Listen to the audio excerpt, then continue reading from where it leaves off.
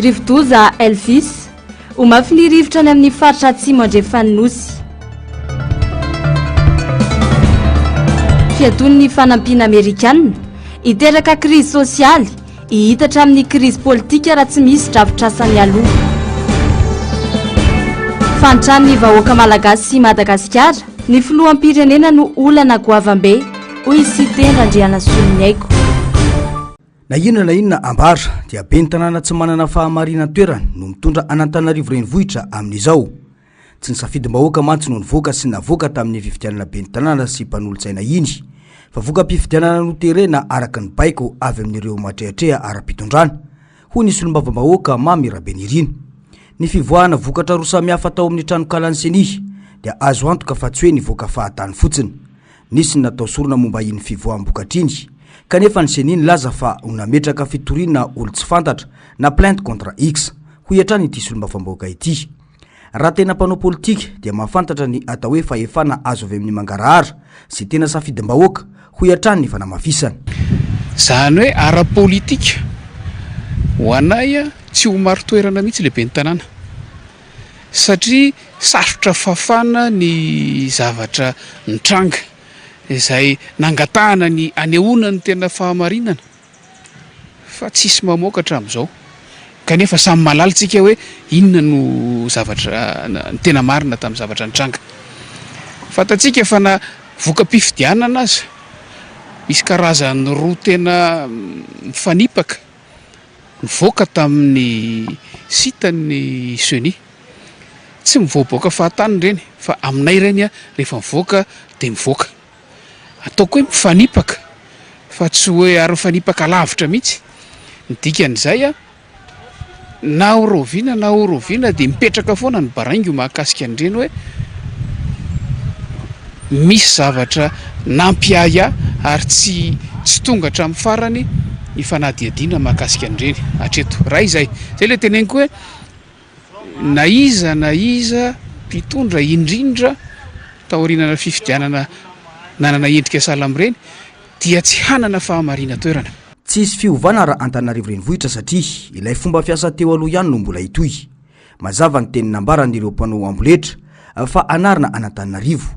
Midika izany fa tsy naomby ny fitantanana teo aloha, kanefa samy misy ireo ihany no teo, hoy hatrany ity solombavam-bahoaka ity. Nary zareo aza dia milaza fa hanarina Antananarivo. Ny dikan'izany dia izao, nary zareo raha resy lahatra fa mila fanarenana Antananarivo.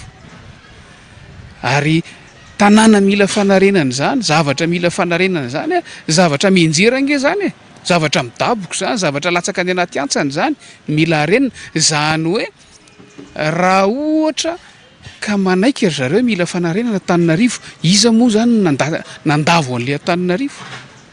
Ny zavatra fantatsika dia izao mifanohitra amin'ny izay antenaina ampatsarana Antananarivo zavatra niainana tao anatin'ny 5 taona farany. Mazava ny foto-kevitra ijoroany antokotiko Madagasikara, hoy hatrany ny solombavam-bahoaka Mamy Rabenirina raha ho Antananarivo renivohitra manokana. Mitsipaka maron-drano iny fifidianana tao teo iny ny antoko. Tsy maintsy mandray fanapahan-kevitra nefa amin'ny fampidirana ireo mpanolo-tsaina eo anivon'ny komina Antananarivo mba tsy ampanjaka tokana ny ankilany amin'ny fanapahan-kevitra izay raisina ho an'ny tanàna Antananarivo. Maro anisa raha teo ny mpanolo-tsaina avy amin'ny fanoerana ka azo antoka ny ahafahana mamefy ny fanapahan-kevitra tsy hitondra tombontsom-bahoaka raha ny fanazavana hatrany. Anarany fotsiny hoe misy fitsinjaram-pahefana eto Madagasikara, fa fomba fiteny ihany izany raha ny zava-misy ianan'ireo vondrom-bahoaka-paritra hitsinjaram-pahefana eto amintsika. Miharihary amin'ny fomba fitantanana ny renivohitra Madagasikara izany, ka na tsy tokony ho andraikitr'ireo ministera aza dia raisin'ny ministera mba isehoany ny fanjakana fohibe, hoy ny filoha-hevitra fahafito eny anivon'ny anteny miram-pirenena Randriana Solonyaiko sy teny. Tsisy kapitaly mandroso sy malio madio zany azafady indrindra tompoko manerana n'izao tontolo izao, ka ny ministry ny rano na ny exécutif no manadio ny tanàna. Fa maninona moa ny ministry ny rano no niterena hanadio ny tanàna? Ny antony dia tsotra, ko satria tsy mipetraka le rafitra décentralisation zay lazainy inona moa ty lalam-panorenana. donc zany a ireo taxe rehetra tokony ho azony ny commune sy ny Antananarivo rehetra fa reo commune rehetra manerana ny Madagasikara de raisy ny fanjakana isan'ny olana goavana eto amin'ny firenena misakana ny fampandrosoana ny filoham-pirenena ho iatrany irandrena Soniaiko sy teny zary fitiavany tena ny misy fa tsy tombontsom-bahoaka no atao ambony any ka tsy mahagaga raha mirefarefa ny sosialy sy ny toe-karena malagasy ho iatrany ity solombavam-bahoaka ity ny zava-misy de izy blocage ny fandrosoana mampalahelo ane mahita niona tamin'ny reo ankizy nianatra any université tany Maroc ny tena tsy te hiverina te Madagasikara daholo lazalazaina Dubai ny zavatra ananany Dubai ananatsika zavatra ananatsika tsy ananany Dubai nefa mandroso be le tanàna donc zany problème ny mila lehilahy manana vision na mpitonja manana vision na vehivavy moa zany manana vision ampandrosoana ty tanàna ty fa tsy iza koa filoham-pirenena androany anareo aza mamboly vary rapitso izy mitena mamboly vary tsisy filoham-pirenena hiteny zavatra anankiray de samy hafa le izy tsy diso ny firaisan-kina raha mitambatra sy ny joro anohitra hatramin'ny farany izao fitoraina izao satria tsy fahombiazam-pitantanana no misy eto Madagasikara profony zany ny fampanantenana momba ny délestage izay nanaovana teny fa tsy ivoana teny ambohy manambola raha tsy mahita vaolany kanefa hatramin'izao iarandra eto amin'ny aina izany mpitondra mampiasona vahoaka no misy eto ary toerin'ny firaisan-kina izany ho iatrany ny fanamafisana ary tsy diso izahay raha nanohatra n'izao fitondrana zao satria ny vokany be dehibe ny orinasa mikatona ny teny izy hoe izy famahana délestage ty tsy miala tya raha tsy voava délestage ty délestage hatramin'izao mbola tena manahirana mihitsiny be ny asa very be ny orinasa mikatona raha tsy teny fotsiny hoe ahenako io vidim-bary ho hita eo moa fa kely sisany deadline nomeny be dehibe de zao fiainana mialafo ny vola miena karama tsy mitona miantso ny tena mpanohitra arak'izany ity filoha-lefitra fahafito iny anivony anteny miram-pirenena ity mba anambatra hery ka hikaroka vaolana mba ahafahana manavitra any Madagasikara sy ny fiainam-bahoaka tsy fanerena nefa izany ho izy fa izay mbola mahatsapa tena fa mety izao fitantanana any Madagasikara sy ny fiainam-bahoaka izao dia afaka mitazapotsiny fa izay mahatsiaro ny tsy fetezana kosa no aoka amondrikery ho iatrany ny fanazavana natony filoha amerikana Donald Trump ny fanampiana rabola vaovao amin'ireo tetikasa maro sahany USAID amina firenena maro ankoatra ny Israely sy Egypta. Ireo fanampiana mbola mandeha sy efa nahazom-bola sy saraka izany no mitohy amin'ireo firenena samihafa ireo. Aina tsy hitohy intsony ny famatsiana tetikasa ataon'ny USAID na ny sampandra amerikana ho an'ny fampandrosoana eto Madagasikara aoriany sy 10 andro. Fotoana izay napetraky ny departemanta amin'ny sanany fitantanana amerikanina anaovana tombana raha mifanaraka amin'ny politika ny filoham-pirenena amerikanina vaovao ilay tetikasa sy ny firenena tanterahan'izany na tsy. Masotsiva ny jeren'izany fanajana ny zon'olombelona, ny demokrasia sy ny tanotandalana. Tranga izay tena manahirana eto Madagasikara raha ny fiainoan-kevitra ka hieritrretana sady ny mety ho fatapahany fanampiana. Manao évaluation zareo amin'izao fotoana izao mijery akaiky marina hoe inona marina ny zavatra mifanaraka amin'ny politika an'ilay administration amerikanina vaovao hoe ny asa ataon'ny USAID any amin'ny firenena eo ary tsy hanome an'io vola io maimaimpona izy raha ohatra ka tsy mifanaraka ilay politikany sy ny zavatra eritreretiny zavatra misy any amin'ny firenena ary anisan'ny zavatra io angamba efa zavatra nisy foana teto amintsika nanomboka teo amin'ny indrindrindra ny Repoblika fahatelo hoe mila mifanaraka amin'ny eritreretin'ny Amerikanina ny atao hoe fampandrosoana sy fitondrana ny firenena ny zava-misy ao amin'ilay firenena vao mahazo fanampiana ilay firenena. Tafiditra ao anatin'izay ny ohatra ny ataontsika hoe fanjakana tandalana.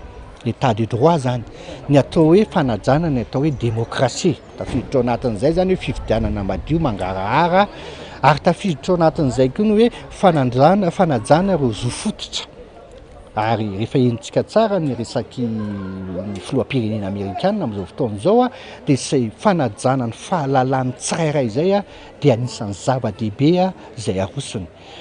Zany ny tenenako hoe mety misy atahorana ihany raha ny zava-misy eto amin'ny firenena amin'izao fotoana izao. Sy atrasa maro ny asan'ny USAID eto Madagasikara toy ny fahasalamana, tontolo iainana, fanabeazana sy ny sosialy amin'ny ankabeny. Izy fiatraikany goavana indrindra amin'ireo toerana lavitra indrindra io fampiatoana io, raha tanteraka raha tsy misy ny fiovam-pietsiky ny mpitondra manoloana ny zava-misy, indrindra ny fanitsakitsahana miverimberina ny demokrasia izay efa tsikafo ny maro ankehitriny. Singa izay tafiditra ao anatin'ireo fepetra takin Donald Trump amin'ireo firenena afaka mbola misitraka izany ao ohatrin'ny 3 volana. Tsy ireo olona eto amin'ny teny hoe olona izay ataontsika hoe mitondra, izany hoe mahazo tombotsoa amin'izay asa ataon'izay akory no tena izakany vokany fa ireo vahoaka any ambany ravikazo rehetrarehetrany. Ny ahy zany tiako apetraka dia hoe tonga saina ave ny mpitondra amin'izao fotoana izao hoe misy zavatra anankiray noho ny politika apetraky ny Amerikanina mety hanohitohana ny ireo politika ara-tsosialy ny sosialim-bahoaka zany misy eto amin'ny firenena. Ary raha nieritreritra ry zareo mieritreritra fa hoe mba nieritreritra ihany izy inona daholo ny ataontsika hoe mesure d'accompagnement, zany hoe zavatra efa niraisina entina manoloana n'izany zavatra zany.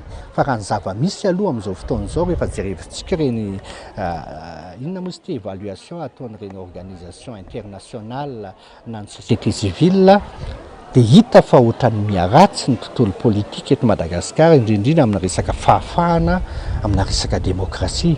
Ary raha mijanona amin'izay ny zava-misy eto amin'ny firenena dia ohatran'ny manahy fa ho tapaka daholo ny famatsim-bola Amerikanina eto Madagasikara ary mety gravy ihany ny vokany eo amin'ny sosialim-bahoaka. Izy fiatraikany amin'ny toe-karena ary ampitombo ny fahasahiranana misy eto amin'ny firenena. Hitatra hatramin'ny krizy sosialy sy politika izany raha tsy misy ny drafitrasa mahomby sy aingana avy amin'ny mpitondra fanjakana izay tsy mbola haino teny manoloana ny zava-misy. Makely finoana ny hatafavoana raha ny fomba fiasan'ny mpitondra fanjakana hatramin'izay hoy ny fanamafisana. Mbola fahasahiranana goavana ho an'ny mpitondra raha teo ihany koa ny fitadiavana famatsim-bola amin'ny alalan'ny tetikasa hafa asolo ireo raha tapaka izany. Alors mijery amin'ny lafiny ankabobeny dia hoe sahirana ihany tsika hita anoloana an'ireo famatsim-bola Amerikanina ireo. Raha tapaka marina io dia hisy vokany ratsy eo amin'ny sosialim-bahoaka ary mety hitarika any amina krizy sosiale atahorana. Amiko raha mitondra firenena ianao ary Donald Trump ny filoha Amerikanina efa niteny melohany ny zavatra ho ataony ary nanatanteraka ny zavatra niteneniny, tokony efa nisy drafitra napetraka entina analefahana ny mety vokatry ny fahatapahany famatsim-bola Amerikanina eto Madagasikara. Ny somary mampanahy fotsiny dia tsy tena naheno loatra hoe inona ny politika hoentin'ny fanjakana manoloana an'izany. Ny zavatra misy amin'izao aloha somary manahy ihany hoe raha jerena ny état de finance ny fanjakana malagasy amin'izao fotoana izao mety anahirana ihany ny ahitany vahaolana aingana ary à court terme moa fiteny azy manoloana an'izay. Fa zay ny mampitondra azy tsisy nanery azy hitondra fa mieritreritra hoe matoa izy nitondra mipetraka eo amin'ny toerana misy azy anjara asany mahita vahaolana. Raha tsy mahita vahaolana izy inona moa no mampitondra azy. Herinandro natonga avy any Donald Trump teo amin'ny fitantanana ny Amerika indray fa napaka-hevitra maro no efa noraisiny. Voatsela akory izay ny fisitahany Amerika teo amin'ny OMS, nisy ihany koa ny fandroany ireo teratany vahiny maro monina ao Etazonia ary ny fampiatoana ny tetikasa ataony Amerikana amin'ny alalan'ny tetikasa maro ka isan'ireo mety avokasika ny Madagasikara. Andrasana araka izany izay mety ho akiny eto amin'ny firenena manoloana ireo fanapaka-hevitra maro ireo.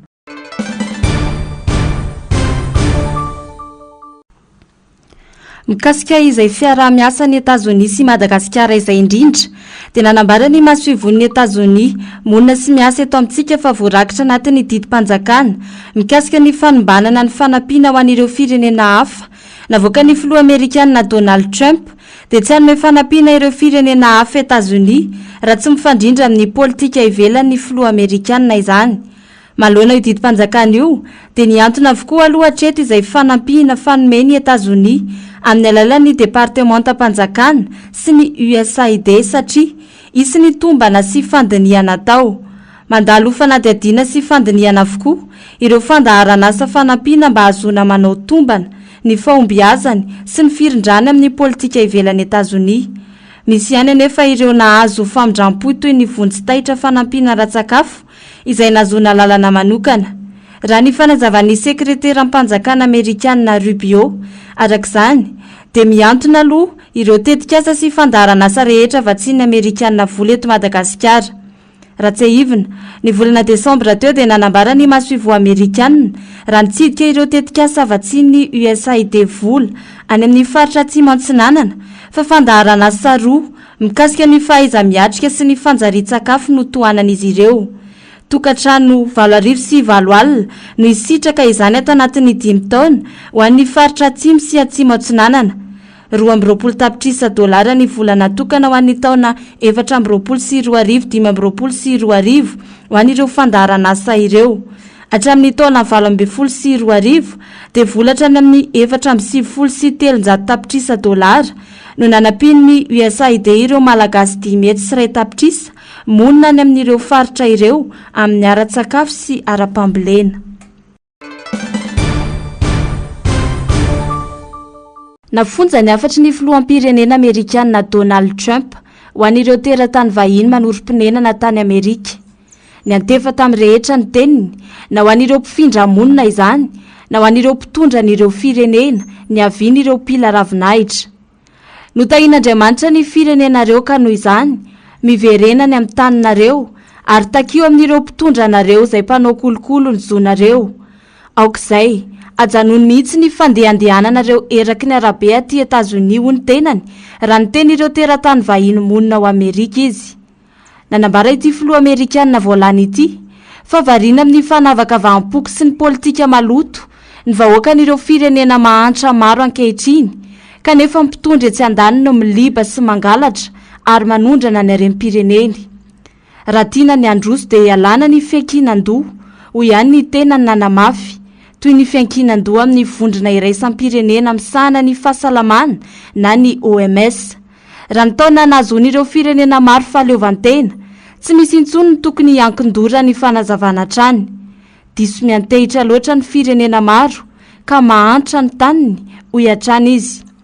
Etsy ankilany, mpitondra tsy mihinana ny fanafody zaraina akory fa mitsabo tena ty Etazonia rehefa marary, fa ny vahoakany tsy mifoka manaiky lembenana, hoy Donald Trump, ka ny harem-pirenena ihany no laniny ireo mpitondra amin'ny fitsaboana ny tenany. Toy izy ny politika maloto sy ny fanavaka vahampoko any aminareo ho hiatrany Donald Trump, ka mialay eto Etazonia, satria natao an'ny Amerikana ny Etazonia, fa tsy ho an'ny teratany hafa izay te hanana fiainana tsara, ka manorim-ponenana any an-toerana. Miverenany amin'ny taninareo dia mamadi pejy.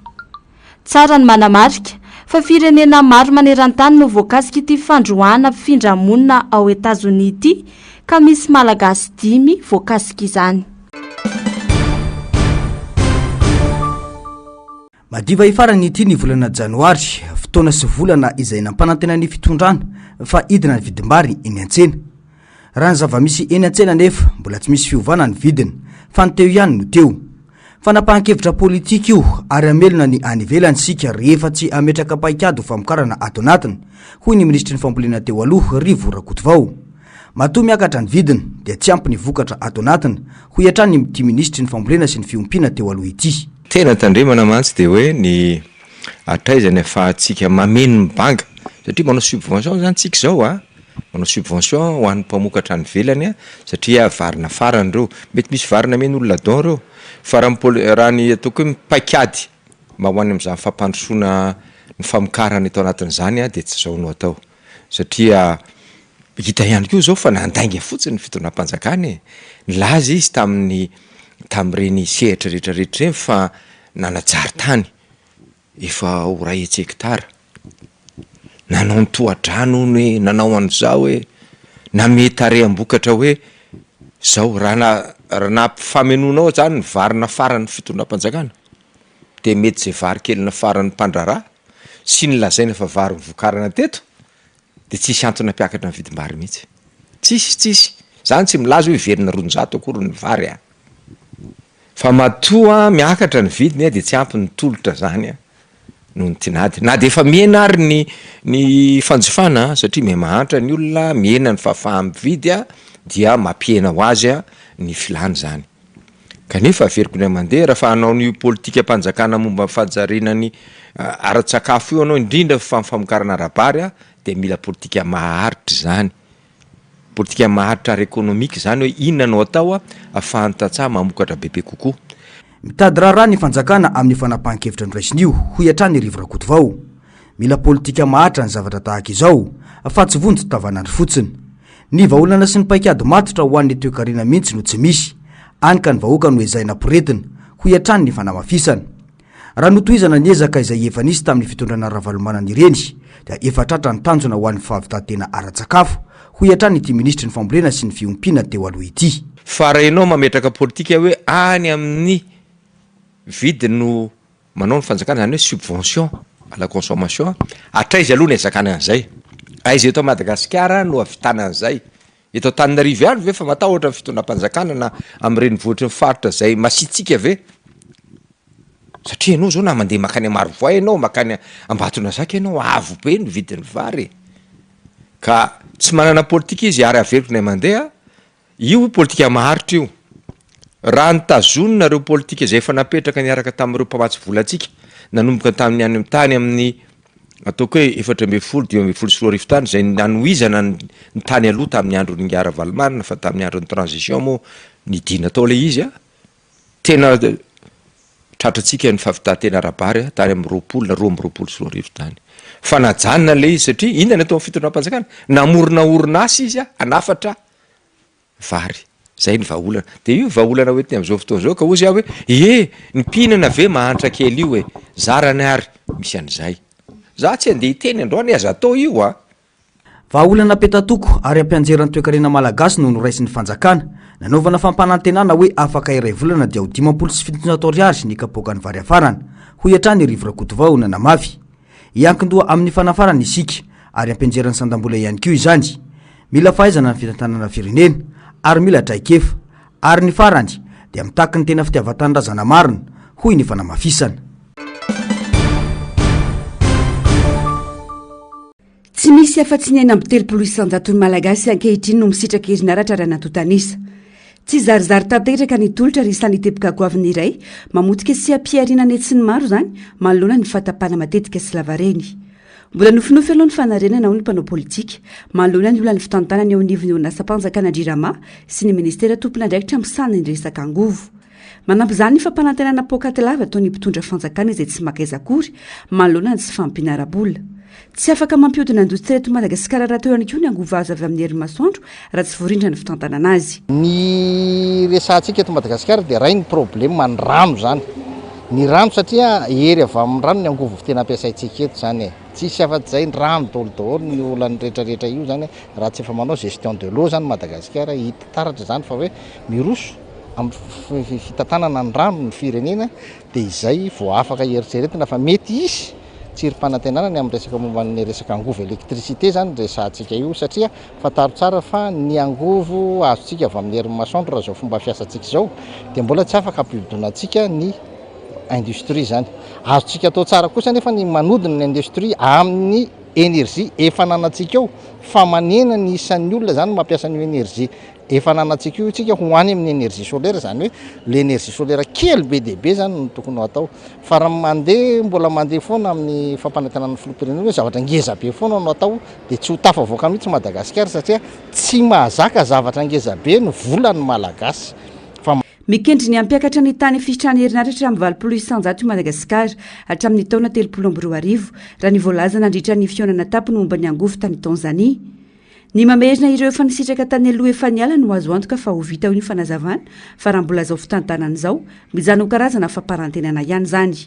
Fa tsy atratrarantsika azy dia ilay fisehoana sy le fiboiboina hoe anao zavatra ngeda be zay tsy zakany volantsika mihitsy ary ilayntsika vola be tsotratra ny Madagasikara mihitsy le izy raha ohatra ka izany satria fataro tsara fa izao nge dia mihena ny misitraka ny électricité eto Madagasikara mimena ny mamerina ny ireo efa nisitraka électricité teo aloha mba hisitraka électricité indray no mety ho vitantsika hatramin'ny taona 3 raha izao fomba fiasa izao zany no jerena any jirama tena tonga de hoe tsy fahaiza mitantana fotsiny mahatonga azy taraiky ohatran'io zany sy ny tsy firindran'ny asa rehetrarehetra fa lasa manao ohatran'ny service commercial le fieritseretina ny jirama fa tsy manao service public zany dia lasa lay fitadiavana tombony no eritseretina dia zay le mahatonga antsika miteny hoe mivarotra faty antoka satria rehefa maka tombony ianao ka tsy mahazo dia mivarotra faty antoka ilay fomba fitantanana azy anie ny problème fa tsy le hoe le izy tsisy fa izay zavatra zay rehefa hainao mitantana an'io voafetranao tsara ny vidin'ny prix rehetrarehetra tsy manana problème ohatran'io tsika satria azadino fa rehefa tena mampiasa zany alefa daholo ny énergie rehetrarehetra ao amin'ny alalan'ny carburant sy ny karazany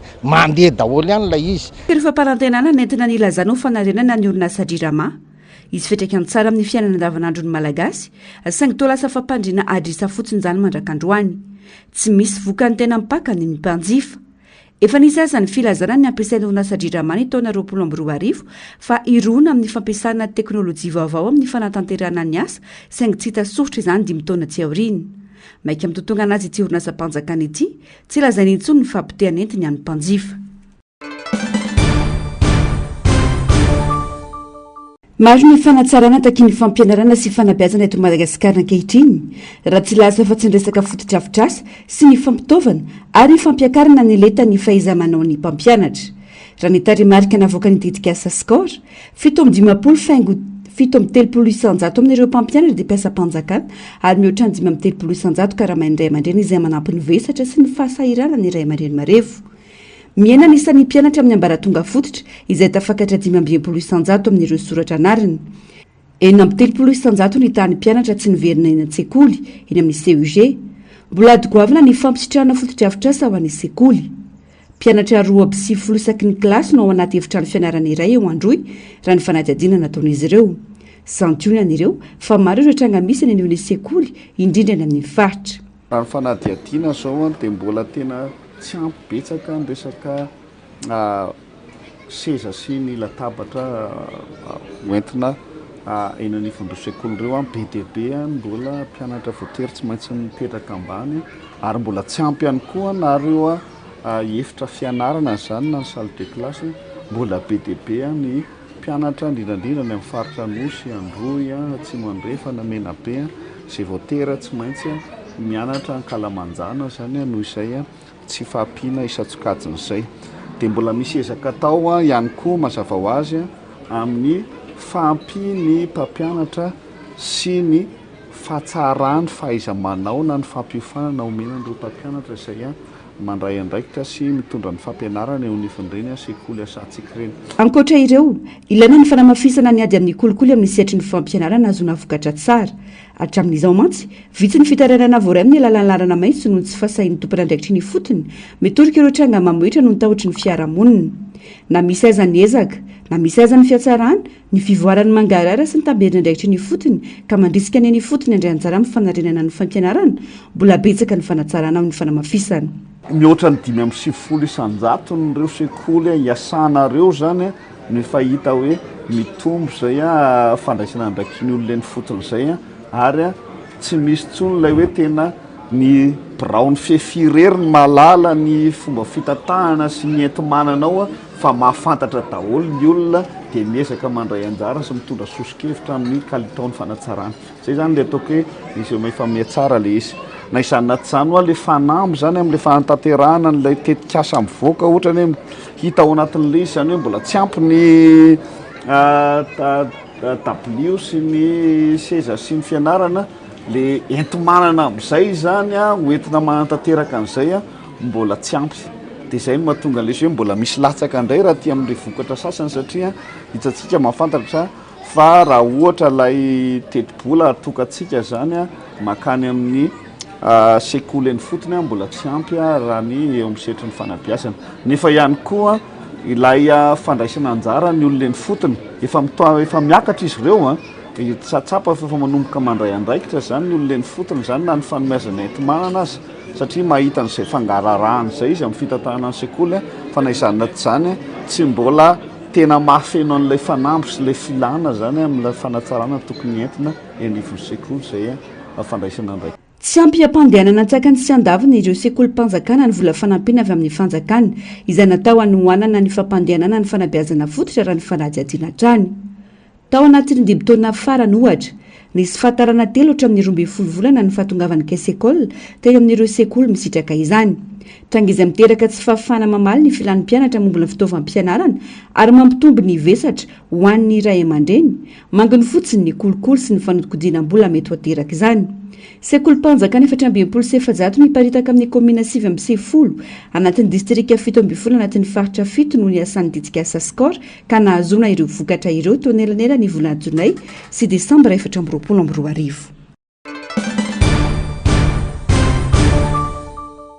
Nivadika ho rivo-doza ilay andro ratsy ny forona tao amin'ny lakan-dranony Mozambika ho malika nomena ny anarana hoe Elvis izany araka ny vaovao navoaka ny sampana mpamantatra ny toetrandro.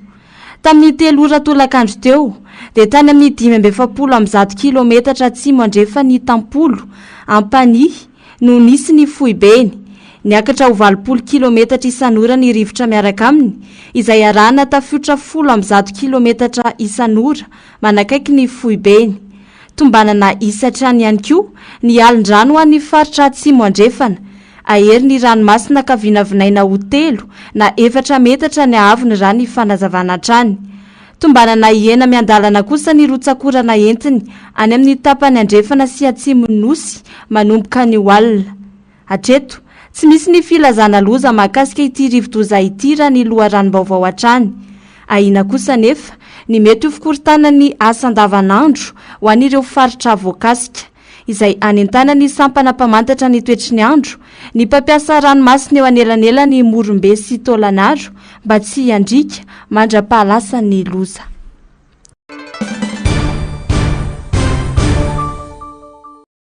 Dimamby 120 no isan'ny mpianatra ao amin'ny lycée Anjevagary izao ary 8 ireo efitrano fianarana misy. Afaka andray mpianatra fanampiny 50 ny lycée ao Anjevagary rehefa vita ny fotodrafitrasa toy ny efitrano fianarana 3 ao an-toerana.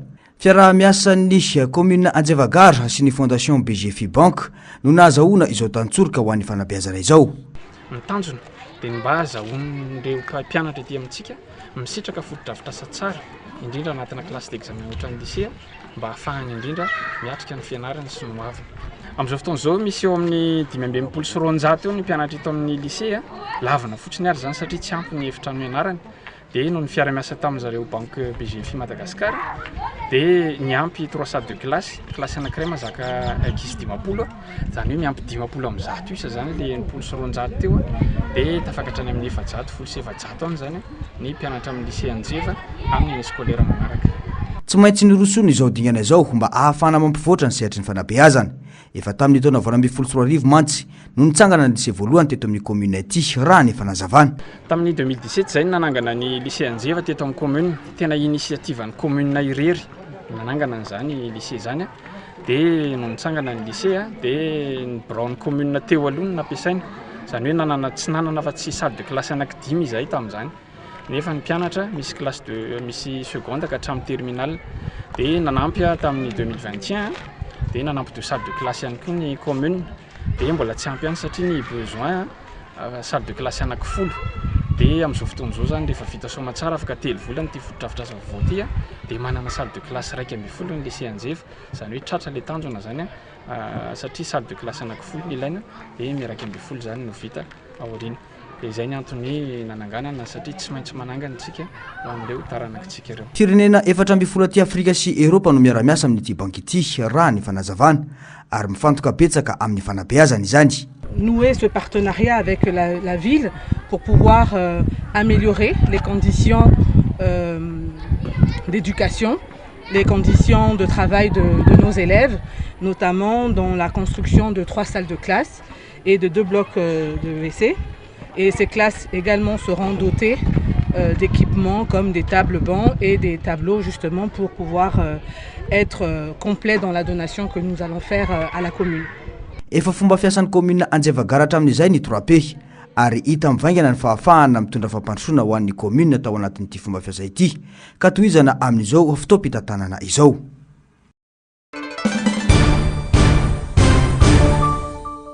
Androany 7 janoary no ankalazan'ny Sinoa ny taom-baovaon'izy ireo manaraka ny calendrier lunaire na ny fête du printemps ny antsoina azy ary manamarika ny fiafaran'ny vanim-potoana ny ririnina sy ny fiandohan'ny lohataona.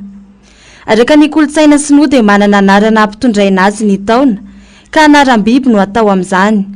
Ny taona 324 zao ohatra dia taona ny bitro, taona ny dragona kosa ny taona 424 ary miditra amin'ny taona ny bibilava ity taona 524 ity. Midika ho taona ny fahendrena, fahaizana ary taona ny fitiavana sy fanovana izany. Ho an'ny teto Madagasikara manokana, natomboka tamin'ny alahady teo ny fankalazana ny taom-baovao sinoa izay nitanterahana tetsy amin'ny Avila Hotel Analakely. Niarahany masoivo sinoa teto Madagasikara sy ireo teratany sinoa monina sy miasa eto amintsika. Nitoy omaly sy androany teny amin'ny Université n'Antananarivo ny fankalazana izay narahana hetsika ara-kolotsaina isan-karazany no tanterahiny ireo mpianatra mandrato ny teny sinoa eto amintsika. Aharitra 12 andro moa ny fankalazana ny taom-baovao sinoa izay marina fa tafiditra ao anaty vakoka iraisam-pirenena ankehitriny. Raikitra ny fifanandrinana eo amin'ny tafiky RDC sy ny mpioko M23 izay vondrona amin'ny tampiadiana tohanan'ny Rwanda nanomboka ny alahady lasa teo. Nipoaka ny ady teo amin'ny rotonta izay efa nisy hatramin'ny 3 taona. Niditra tao amin'ny tanàna antsoina hoe Goma, renivohitra iray antsinanan'ny Repoblika Demokratika Congo, ireo miaramila M23 izay nanafika ny RDC. Tsy nanaiky izany ihany koa ireo mponina tao ka niroso tamin'ny fidinana an-dalambe ny omaly 20 janoary. Ratsehivina ny tantara, efa fantatra hatrany am-piandohana fa manan-karena i Congo ka hoentina amehezana ireo arena misy ao aminy dia nasaina nisitaka tamina toerana manalavitra ny arena ny mponina tao ka nomena fahaleovantena manokana ary teo indrindra no teraka i Rwanda izay anisan'ny province ao RDC ihany. Ady efa nisatra amin'ny ela arak'izany no izao miverina izao ary dia i Rwanda indray no tonga manafika. Vokatry ny fifanindrinana arak'izany, trano-mpanjakana maro tany an-toerana no niara-ny famaizana nandritra izany. Isan'izany, ireo tranony masoivo maro tany an-toerana toy ny masoivon'ny Frantsa, Belgique, Pays-Bas, Rwanda sy ny maro hafa. Fantatra ihany koa fa gadra maro no tafatsoaka tany an-toerana noho ny famaizan'ny fonja ary mponina maro no nitsomponenana vokatr'izany. Manameloka izao zava-misy izao ny firenena maro eran-tany, ny firenena mikambana, ny vondrona Afrikanina, ny fikambanan'ireo firenena ty Afrika Atsinanana, afa-tsy ny SADC izay mbola tsy nilaza ninona treto manoloana izao tranga izao na dia kambana ao aminy azy ny RDC.